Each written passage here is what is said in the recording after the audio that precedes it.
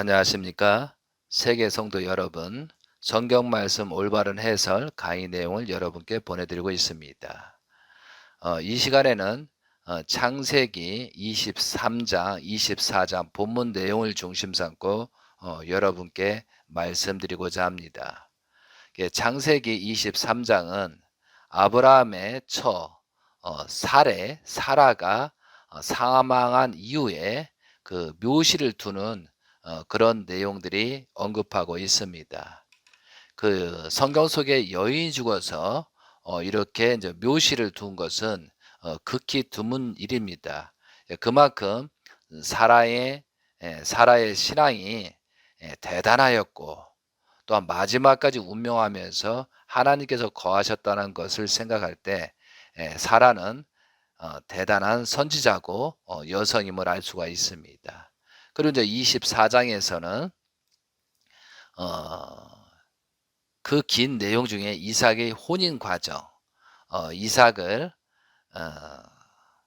하란에 가서 이제 결혼하는 리브가를 찾는 그런 내용들이 나옵니다. 이렇게 성경 내용이 이제 구체적으로 기록됐다는 것은 하나님의 숨어져 있는 심정이 있다고 보겠습니다. 그래서 오늘 제목은 성경 말씀 25강좌 창세기 23, 24장 사라의 묘실 땅과 이삭의 혼인 과정이라는 내용을 가지고 여러분께 말씀을 드리고자 합니다. 자, 본문을 바로 들어가겠습니다. 창세기 2장 23장 1절 사라가 127세를 살았으니 이것이 곧 사라가 누린 횟수라. 여기서 이제 사라의 향년은 127세이고 아브라함의 향년은 175세라고 이제 후편에 나와 있습니다. 아브라함과 사라의 나이 차이는 이제 10살입니다. 사라가 죽고 나서 아브라함은 이제 38년을 더 살았습니다. 남편 아브라함을 따라서 갈대아 우르에서 하란으로 그리고 가나안과 애굽 그리고 다시 가나안의 이곳저곳으로 정처 없이 떠도는 인생을 살았습니다. 그러나 항상 하나님이 어떻게 역사하시는가를 사라는 지켜보고 또한 실질적으로 느끼고 있던 사람입니다. 그래서 아브라함의 믿음은 사라와 동행한 믿음이었습니다. 사라가 없었다면 아브라함은 신앙을 하는데 하나님의 섭리를 하는데 엄청난 어려움이 되었을 것입니다. 그만큼 사라가 대단한 여성이었다는 것을 우리는 알아야 되겠습니다. 그리고 이제 마지막에 24강자에서 말씀드린 것처럼 이삭을 번제할 때 사라도 협조했다는 것을 우리는 운연중에 알 수가 있습니다. 모든 여정이 아브라함과 동행했다는 것이 이제 대단한 여성이라고 볼 수가 있습니다. 그리고 사라는 하나님의 말씀에 순종하였고 또한 2번이나 목숨을 걸고 정결을 지킨 여인입니다. 성경상 처음으로 여인 선지자라고 되어 있습니다. 2절 들어가겠습니다. 사라가 가나안 땅 헤브론 곧 길앗 아부아바에서 죽음에 아브라함이 들어가서 사라를 위하여 슬퍼하며 애통하다가 그 시신 앞에서 일어나 나가서 헷 족속에게 말하여 이르되 나는 당신들 중에 나그네요 거류하는 자니 당신들 중에서 내게 매장할 소유지를 주어 내가 나의 죽은 자를 내 앞에서 내어다가 장사하게 하시오라고 부탁을 하는 내용이 나옵니다. 5절입니다. 헷 족속이 아브라함에게 대답하여 이르되 내 주여 들으소서 당신은 우리 가운데 있는 하나님이 세우신 지도자이시니 우리 묘실 중에서 좋은 것을 택하여 당신의 죽은 자를 장사하소서. 우리 중에서 자기 묘실에 당신의 죽은 자 장사함을 금할 자가 없으리이다. 아브라함이 일어나 그 땅 주민 헷 족속을 향하여 몸을 굽히고 그들에게 말하여 이르되 나로 나의 죽은 자를 내 앞에서 내어다가 장사하게 하는 일이 당신들의 뜻일진데 내 말을 듣고 나를 위하여 소알의 아들 에브론에게 구하여 그가 그의 발머리에 있는 그의 막벨라 굴을 내게 주도록 하되 충분한 대가를 받고 그 굴을 내게 주어 당신들 중에서 매장할 소유지가 되게 하기를 원하노라 하매 10절 에브론이 헷 족속 중에 앉아 있더니 그가 헷 족속 곧 성문에 들어온 모든 자가 듣는 데서 아브라함에게 대답하여 이르되 내 주여 그리 마시고 내 말을 들으소서. 내가 그 밭을 당신에게 드리고 그 속의 굴도 내게 당신에게 드리되 내가 내 동족 앞에서 당신에게 드리오니 당신의 죽은 자를 장사하소서. 아브라함이 이에 그 땅의 백성 앞에서 몸을 굽히고 그 땅의 백성이 듣는 데서 에브론에게 말하여 이르되 당신이 합당히 여기면 청하건대 내 말을 들으시오. 내가 그 밭값을 당신에게 주리니 당신은 내게서 받으시오. 내가 나의 죽은 자를 거기 장사하겠노라. 14절 에브론이 아브라함에게 대답하여 이르되 내 주여 내 말을 들으소서. 땅값은 은 400세겔이나 그것이 나와 당신 사이에 무슨 문제가 되리이까? 당신의 죽은 자를 장사하소서. 여기서 이제 400세겔이면 지금의 이제 도량으로 4.56kg입니다. 4.56kg에 해당하는 은으로 가격을 치렀기에 상당한 대가를 지불한 것으로 판단이 됩니다. 16절입니다. 아브라함이 에브론의 말을 따라 에브론의 헷 족속이 듣는 데서 말한 대로 상인이 통용하여 은 400세겔을 달아 에브론에게 주었더니 마므레 앞 막벨라에 있는 에브론의 밭 곧 그 밭과 거기에 속한 굴과 그 밭과 그 주위에 둘린 모든 나무가 성문에 들어온 모든 헷 족속이 보는 데서 아브라함의 소유로 확정된지라.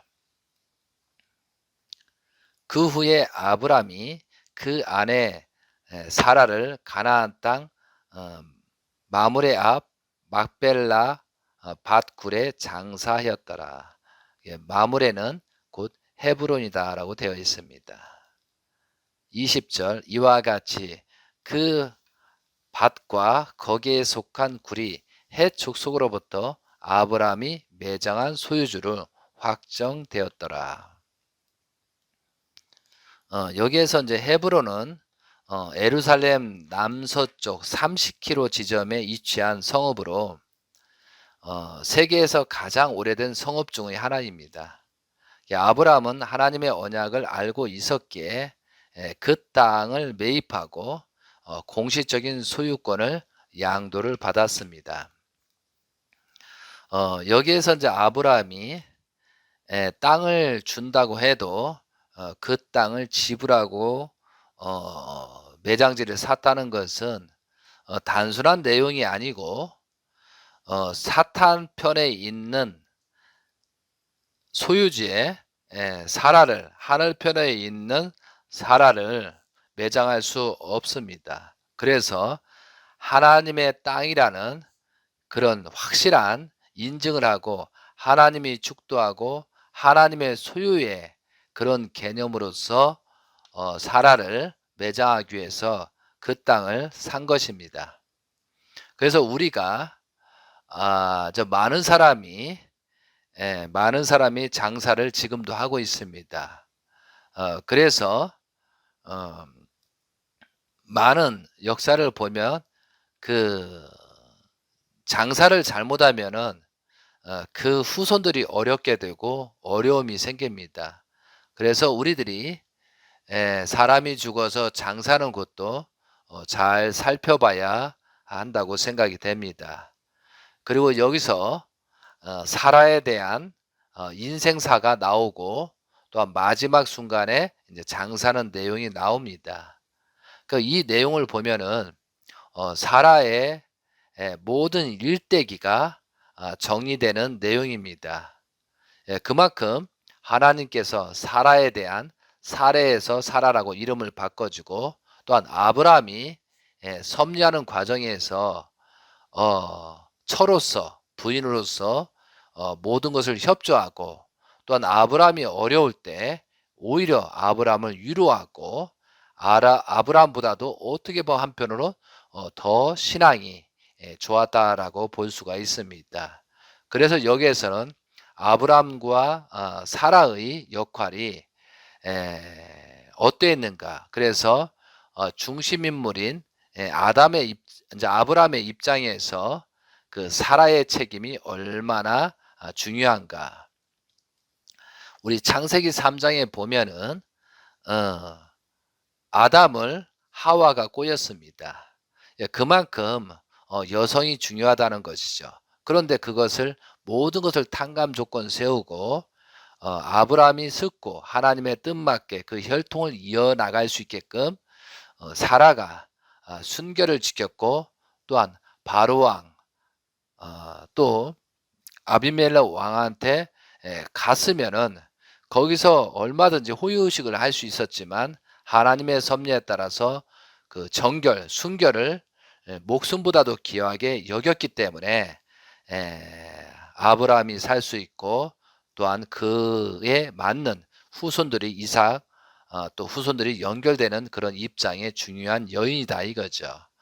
그런 관점에서 성경 말씀에 이 사라에 대한 내용이 언급되었다고 보고 있습니다. 그래서 여러분들이 이런 창세기 12장부터 그 내용들이 사라가 어떤 일을 했는가, 사라의 심정이 어땠는가를 여러분이 짚어주 보면서 우리가 신앙의 기준을 어떻게 세우고 갈 것이냐, 특히 여성들은 그런 내용들을 많이 살펴보시면 감사하겠습니다. 자, 24장 가도록 하겠습니다. 24장 전체의 내용은 이삭이 이제 니브가를 아내로 삼는 내용들이 언급되고 있습니다. 그것은 니브가의 이삭보다도 니브가의 인물이 이제 누구였는가를 정확하게 언급하는 것 같습니다. 자, 시작하겠습니다. 24장 1절. 아브라함이 나이가 많아 늙었고 여호와께서 그에게 범사의 복을 주셨더라.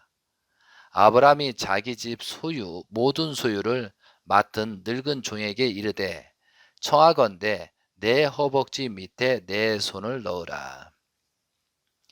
아브라함은 저 늙은 종에게 청하건대라고 말을 하고 있습니다. 아브라함은 종에게 강압적으로 명령하는 것이 아니라 이삭의 혼사 문제를 정중하게 부탁을 하고 있는 것입니다. 내 허벅지 밑에라고 표현한 것은 생식기, 남건을 가리키는 표현입니다. 아브라함은 자신의 종에게 자신의 사타구니 아래에 손을 넣고 맹세를 하도록 시킨 것입니다. 이 행위는 고대 근동에서 가장 강력하고 엄숙한 맹세를 할 때 취하는 자세라고 합니다. 이 맹세 의식의 의미는 대를 이어 충성한다는 것과 불복종하면 후손이 없게 될 것이라고 경고의 의미가 포함되어 있다고 합니다. 그러니까 이것을 어기면은 목숨이 걸려져 있는 문제다라고요. 그런 식으로 해서 이 의식을 한다는 거죠. 이런 맹세 의식은 오늘날도 유목 생활을 하는 그 베두인족 사이에서 여전히 지금도 행해지고 있다는 의식입니다. 3절입니다. 내가 너에게 하늘의 하나님 땅의 하나님이신 여호와를 가리켜 맹세하게 하노니 너는 내가 거주하는 이 지방 가나안 족속의 딸 중에서 내 아들을 위하여 아내를 택하지 말고 내 고향 내 족속에게로 가서 내 아들 이삭을 위하여 아내를 택하라. 굉장한 큰 부탁입니다. 여기서 아브라함이 이렇듯 이제 강력하게 맹세를 하게 하는 이유는 이삭의 아내를 가나안 족속에서 얻지 말도록 하기 위함이었습니다. 아브라함은 아내를 2번이나 누이라고 속여야 했을 정도로 가나안은 성적으로 음란한 문화였다는 것을 잘 알고 있었습니다. 우상숭배와 성적인 타락이 극에 달한 상황을 잘 알고 있기에 그곳의 여자를 이삭의 아내로 얻을 수는 없다고 생각한 것입니다. 아브라함은 자신의 족속들이 있는 곳에 가서 이삭을 위해서 아내를 택할 것을 명하고 있습니다. 아브라함이 떠나온 곳은 갈대아 우르였습니다. 그런데 하지만 아브라함의 친족이 정착해서 살고 있는 곳은 하란이었습니다. 그들은 아브라함의 아버지 데라와 아브라함의 영향으로 여호와 하나님에 대한 지식이 조금 있었습니다. 근데 여기선 전 종한테 강력하게 부탁한 이유를 살펴보니까 가나안에서 하란까지 이동거리가요. 직선거리는 600km인데 실질적으로는 꼬불꼬불하기 때문에 800km 정도 된답니다. 그러니까 600에서 800km 되는 거리면은 우리가 한국으로 봤었을 때 거의 뭐 서울에서 부산을 왕복하는 거리 비슷한 거리입니다. 좀 부족하지만요. 엄청난 거리잖아요. 지금도 발전되어 도로가 있더라도 걸어가려면은 나귀 타고 걸어가려면 쉽지 않잖아요. 그런데 그 당시에 이 사이에 또 사막도 있었습니다. 엄청난 험난한 길을 가서 이삭의 아내를 택하라고 이렇게 했으니까 맹세를 받을 만도 하죠. 또 그렇게 각오를 하게끔 했던 이유가 여기에 있는 것 같습니다. 가까웠다면 그냥 단순하게 했지만 굉장히 먼 거리였다는 사실을 우리가 알아야 되겠습니다. 24장 5절입니다. 종이 이르되 여자여 여자가 나를 따라 이 땅으로 오려고 하지 아니하거든 내가 주인의 아들을 주인이 나오신 땅으로 인도하여 돌아가리이까. 아브라함이 그에게 이르되 내 아들을 그리로 데리고 들어가지 아니하도록 하라. 이렇게 이제 또 다시 얘기하지 않습니까? 아브라함은 결코 이삭을 그곳으로 데려가지 말라 이제 명하고 있는 내용입니다.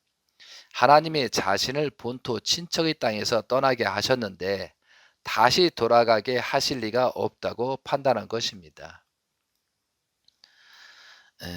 아브라함이 이제 약 한 140여 년 세월 동안 그 중에 65년을 하나님과 동행하면서 하나님에 대해서 깨달은 바가 하나님은 한번 언약하시면 바꾸시지 않는 분이라는 것을 알게 되었습니다. 하나님의 아브라함을 이끄신 것은 분명한 이유가 있으시다는 것을 하나님으로부터 여러 차례 언약을 확인하는 과정을 통해서 확신하고 있었던 것입니다. 그래서 하나님의 명령을 거역할 수 없기 때문에 그렇게 하면 안 된다라고 종한테 말하고 있는 내용입니다. 7절입니다.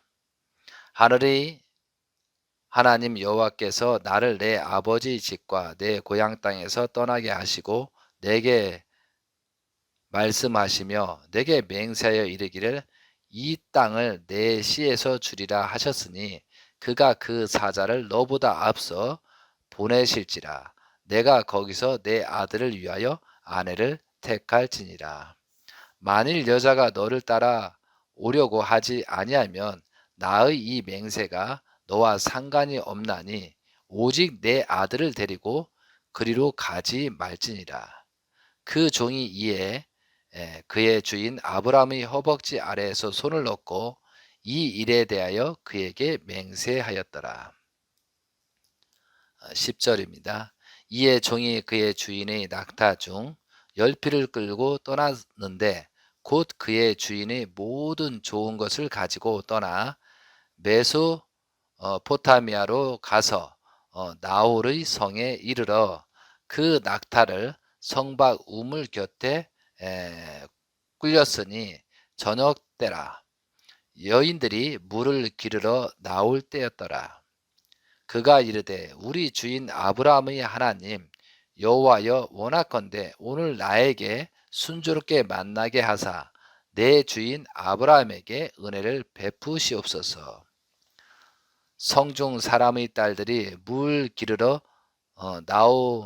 나오겠사오니 내가 물을 곁에 서 있다가 한 소년에게 이르기를 청하건대 너는 물동이를 기울여 나로 마시게 하라 하리니 그의 대답이 마시라.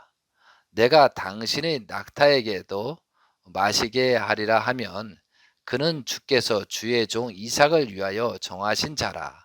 이로 말미암아 주께서 내 주인에게 은혜 베푸심을 내가 알겠나이다. 15절 말을 마치기도 전에 니브가가 물동이를 어깨에 메고 나오니 그는 아브라함의 동생 나홀의 아내 밀가의 아들 부두세엘의 소생이라. 정확하게 설명이 됐네요. 여기서 또 나홀의 후예 중에 좀 전에 말씀드린 22장 20에서 24절 나홀과 밀가의 소생 부두엘은 니브가를 낳았더라. 그럼 여기서 아브라함의 조카딸입니다. 조카딸, 아브라함의 조카딸. 그리고 아브라함은 형님인 나홀의 손녀딸과 그죠? 조카의 딸이고 손녀의 딸과 이삭을 혼인시키는 내용입니다. 16절 그 소녀는 보기에 심히 아리답고 지금까지 남자가 가까이 하지 아니한 처녀더라. 그가 우물로 내려가서 물을 그 물동이에 채워가지고 올라오는지라. 니브가는 여기서 몹시 아름다운 여인이었습니다. 게다가 남자를 가까이 하지 아니한 처녀였습니다. 가나의 음란한 문화 속에서 아름다운 여인이 결혼 정력기에 처녀로 존재하는 것은 거의 불가능한 상황이었습니다. 이 과정에서 필연적으로 우상 숭배에 물들게 되는 것이 당시 상황이었습니다. 그러나 아브라함이 원하였던 대로 하란에서는 결혼 정년기의 처녀가 남자를 가까이 하지 않는 채로 존재하였습니다. 그것도 아브라함이 친족에서 찾게 된 것입니다. 그러니까 혈통을 잇기 위해서는 순결한 입장이 돼야 된다는 거죠. 그래서 여러분들도 마찬가지지만 내 혈통을 하나님이 바라시고 온전한 혈통을 낳게 되면 정말 결혼 전에 순결을 해야 된다는 거죠. 그러니까 우리가 이 생식기, 남자나 여자나 생식기에 대해서 우리가 신중히 기해야 된다는 거죠. 그러니까 하나님의 입장에 볼 때 이 생식기, 성문화는 많이 개선돼야 된다고 보는 것입니다. 그래서 니브가는 처녀였다라고 강조한 내용이 여기서 정확하게 짚고 있는 것입니다. 17절 종이 마주 달려가서 이르되 청하건대 내 물동이의 물을 내게 조금 마시게 하라. 그가 이르되 내 주여 마시소서 하며 급히 그 물동이를 손에 내려 마시게 하고 마시게 하기를 다하고 이르되 당신의 낙타를 위하여서도 물을 길어 그것들로 배불리 마시게 하리라 하고 급히 물동이 물을 구유에 붓고 다시 기르려고 우물로 달려가서 모든 낙타를 위하여 깃는지라. 그 사람이 그를 묵묵히 주목하며 여호와께서 과연 평탄한 길을 주신 여부를 알고자 하더니 낙타가 마시기를 다음에 그가 반세겔 무게의 금 코걸이 한 개와 13겔 무게의 금 손목걸이 한 쌍을 그에게 주며 이르되 23절 이르되 내게 누구의 딸이냐 청하건대 내게 말하라. 내 아버지 집에 우리가 유숙할 곳이 있느냐. 그 여자가 그에게 이르되 나는 밀가가 나홀에게서 낳은 아들 부두엘의 딸이이다. 또 이르되 우리에게 집과 사료가 족하며 유숙할 곳도 있나이다. 이에 그의 사람이 머리를 숙여 여호와께 경배하고 이르되 나의 주인 아브라함의 하나님 여호와를 찬송하나이다. 나의 주인에게 주의 사랑과 성실을 그치지 아니하셨사오니 사오매 여호와께서 길에서 나를 인도하사 내 주인의 동생 집에 이르게 하셨나이다 하니라. 28절 소녀가 달려가서 이 일을 어머니 집에 알렸더니 니브가에게 오라비가 있어 그의 이름은 나반이라. 그가 우물로 달려가 그 사람에게 이르러 그의 누이의 코걸이와 그 손의 손목걸이를 보고 또 그의 누이 니브가가 그 사람이 자기에게 이같이 말하더라 함을 듣고 그 사람에게서 나아감이라. 그때 그가 우물가 낙타 곁에 서 있더라. 31절 라반이 이르되 여호와께 복을 받은 자여 들어오소서. 어찌 밖에서 있나이까. 내가 방과 낙타의 처소를 준비하였나이다. 그 사람이 그 집으로 들어가매 라반이 낙타의 짐을 부리고 집과 사료를 낙타에게 주고 그 사람의 발과 그의 동행자들이 발 씻을 물을 주고 그 앞에 음식을 베푸니 그 사람이 이르되 내가 내 일을 진술하기 전에는 먹지 아니하겠는다. 라반이 이르되 말하소서. 그가 이르되 나는 아브라함의 종이이다. 여호와께서 나의 주인에게 크게 복을 주시어 찬성하게 하시되 소와 양과 은과 종들과 낙타와 나귀를 그에게 주셨고 나의 주인의 아내 사라가 노년에 나의 주인에게 아들을 낳음에 주인이 그의 모든 소유를 그 아들에게 주었나이다. 37절 나의 주인이 나에게 맹세하게 하여 이르되 너는 내 아들을 위하여 내가 사는 땅 가나안 족속의 딸들 중에서 아내를 택하지 말고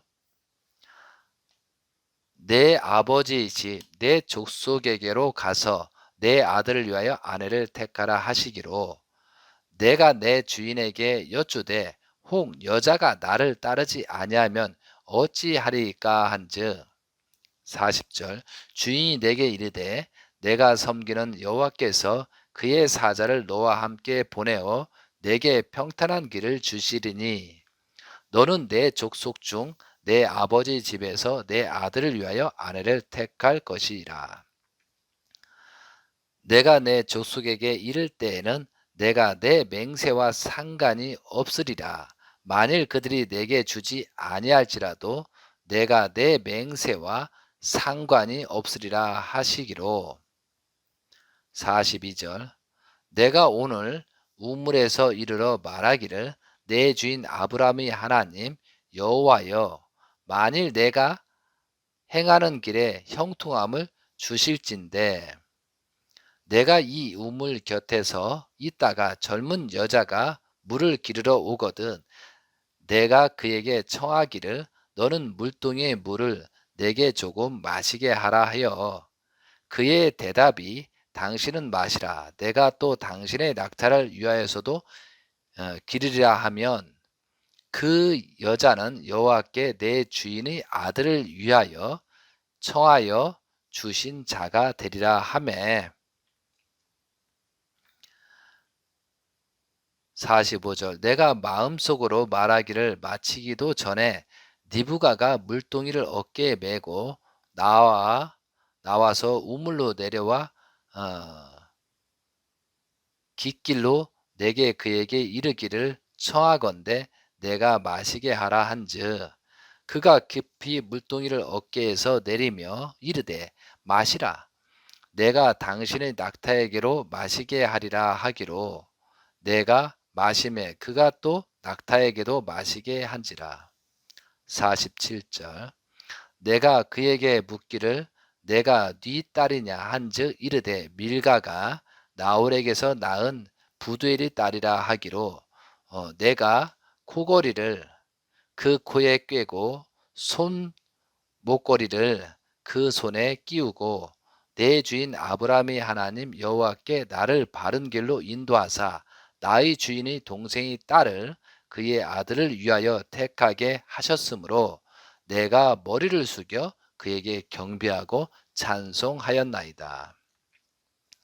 이제 당신들이 인자함과 진실함으로 내 주인을 대접하려거든 내게 알게 해 주시고 그렇지 아니할지라도 내게 알게 해 주셔서 내가 우루든지 좌루든지 행하게 하소서.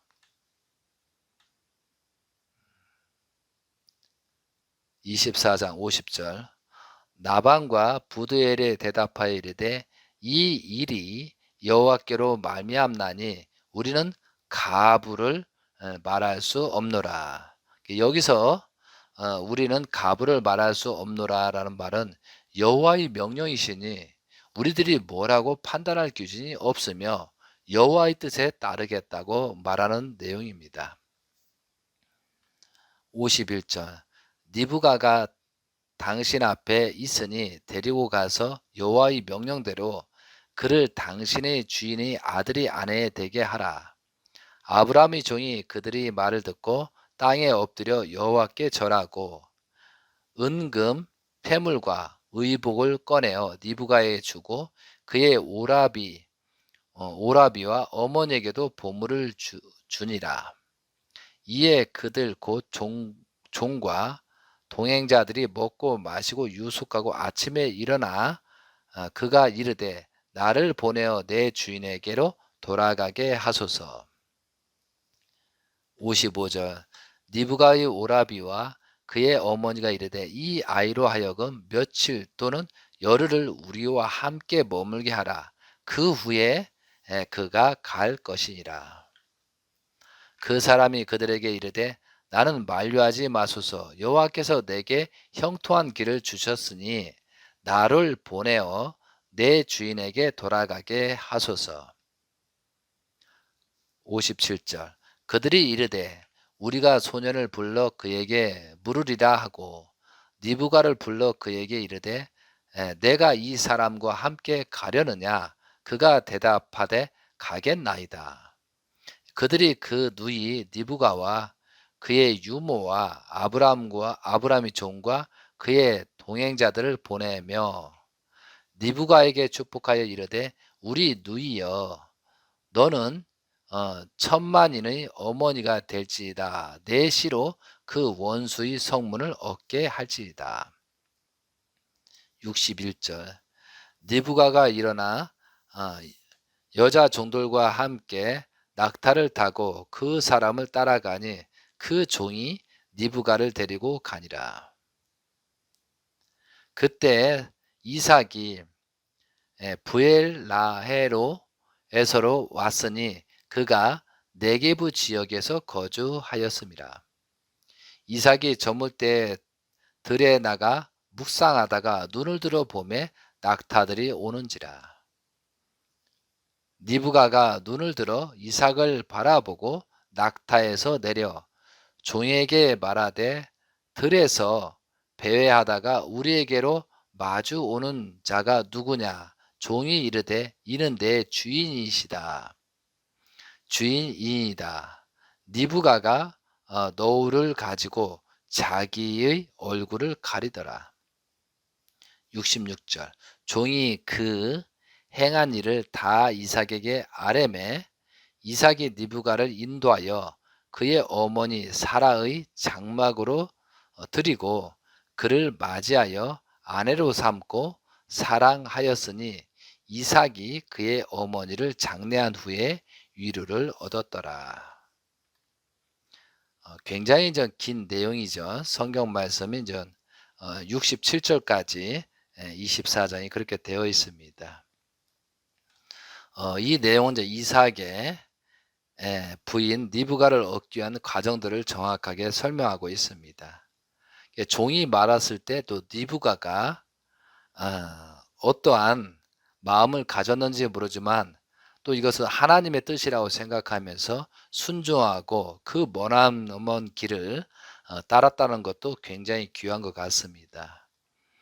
그래서 우리들이 성경 속에서 여자의 인물에 대해서 자세히 설명하는 일은 극히 드문 일입니다.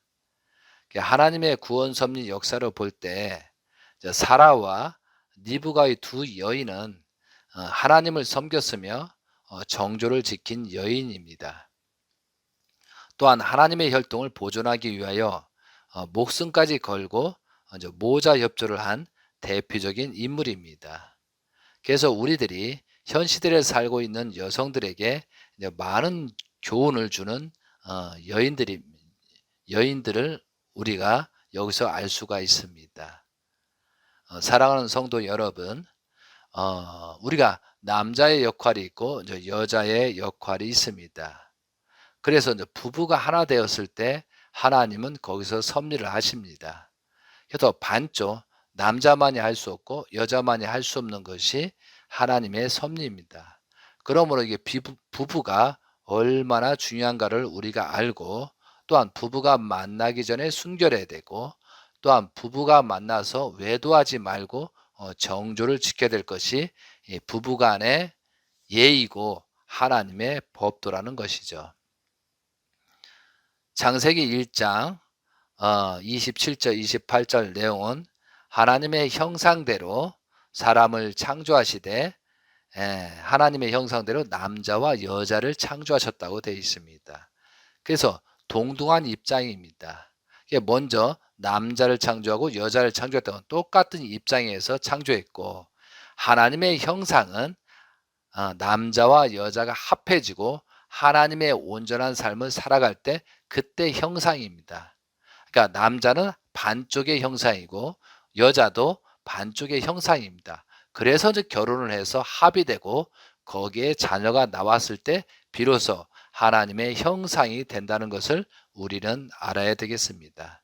그래서 여기서 말하는 사라와 리브가에 대해서 여러분이 많이 공부하시고 특히 여성들은 공부해서 진실로 하나님의 뜻대로 여성으로서 온전한 사랑과 또한 정조를 지키면서 후손들을 남길 수 있는 그런 모습이 되는 것이 여기서 교훈으로 말씀할 수 있는 내용이라고 보겠습니다. 하나님의 뜻은 오묘하고 진실하고 참되고 또한 성경 말씀은 그냥 쓰여진 것이 아니고 어떠한 교훈 말씀과 하나님의 구원 섭리가 담겨져 있음을 우리는 알아야 되겠습니다. 오늘 이 시간에는 여기까지 하고 다음 시간에는 창세기 25장을 중심 삼고 하나님의 복귀 섭리, 에서와 야곱을 통한 복귀 섭리를 정확하게 설명드리는 시간을 갖도록 하겠습니다. 말씀을 들어줘서 감사하고 이 말씀을 듣는 자와 전해주는 자에게 하나님의 축복이 가득 충만되길 기원드리면서 말씀을 마치도록 하겠습니다. 감사합니다.